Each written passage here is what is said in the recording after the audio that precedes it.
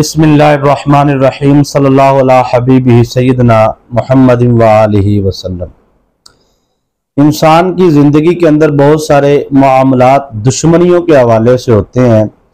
बहुत सारे दुश्मन होते हैं जो सामने आकर और पीठ पीछे, इंसान की पुश्त के पीछे उसके ख़िलाफ़ मुख्तलिफ़ किस्म की साजिशें करते हैं, और कुछ तो ज़ुबान के लिहाज से और कुछ जादू तावीज़ात के लिहाज से, कुछ ताकत के ज़ोर पे।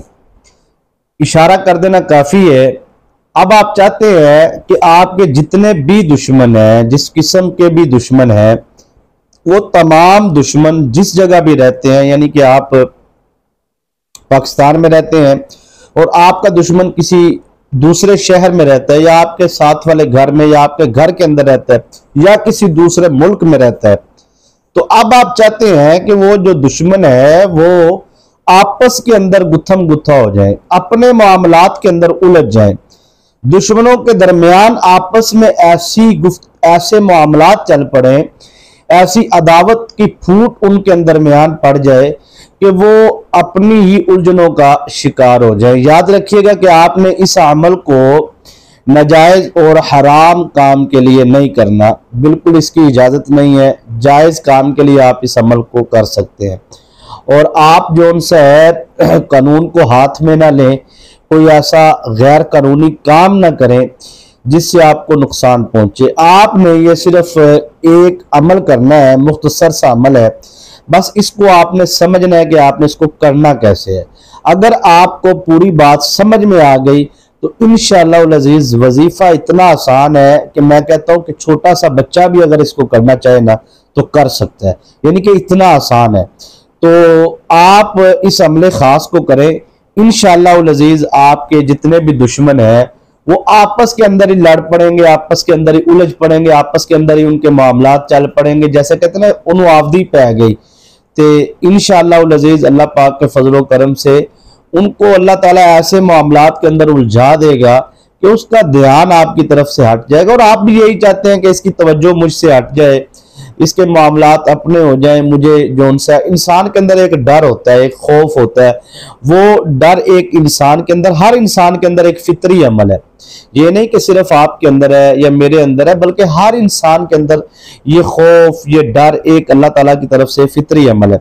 और हर इंसान जो उनसे है वो डरता है अपने दुश्मनों से कि मुझ पर जो उनसे है वो दुश्मन हासिदीन जो उनसे है वो गीबत करके, इब्तदा तो यहाँ से ही होती है ना, फिर कान में बातें आती हैं कि आपके बारे में फलां ये कह रहा है, फिर कुछ घर के हालात, कुछ जिंदगी के मामलात, फिर ऊपर से वो डर, वो खौफ ज़हन में बैठा होता है, और ऊपर से हम आमिलीन के पास जब जाते हैं वो उस डर को मजीद ताकतवर कर देते हैं।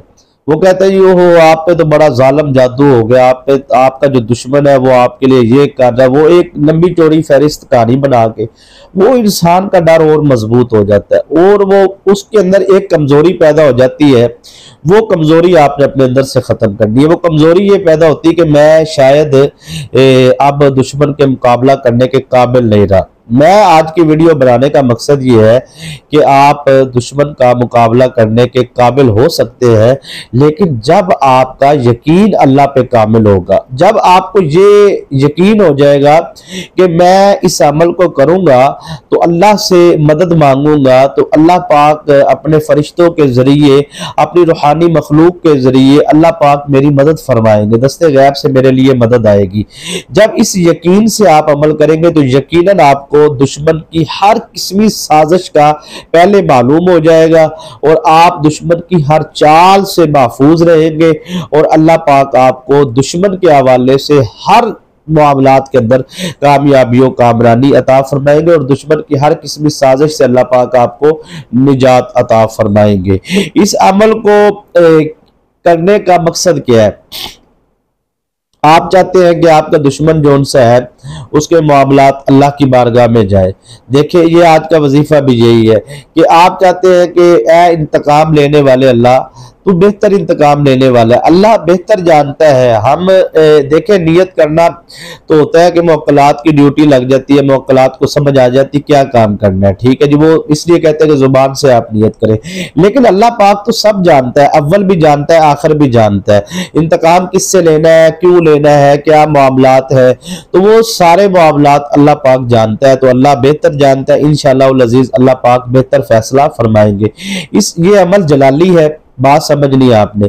और इस अमल के लिए हसार जरूरी है। मैंने एक दिन पहले, गालिबन 2 दिन पहले या 1 दिन पहले मैंने वीडियो बनाई है आयतल कुर्सी का हसार, वो आप जाके देख लें। तो वो हसार आप लगाए और उस हसार की मजबूती की वजह से इंशाअल्लाह अज़ीज़ आपको कोई नुकसान नहीं होगा।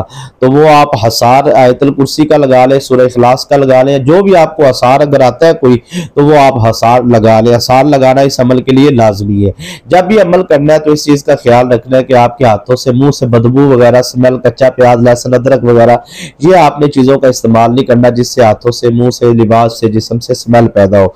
उसके बाद आपने इस अमल को करने से पहले सदका लाजमी देना है, ठीक है जी। और उसके बाद आप सदका अगर एहतियात कर ले तो बहुत ज्यादा बेहतर है।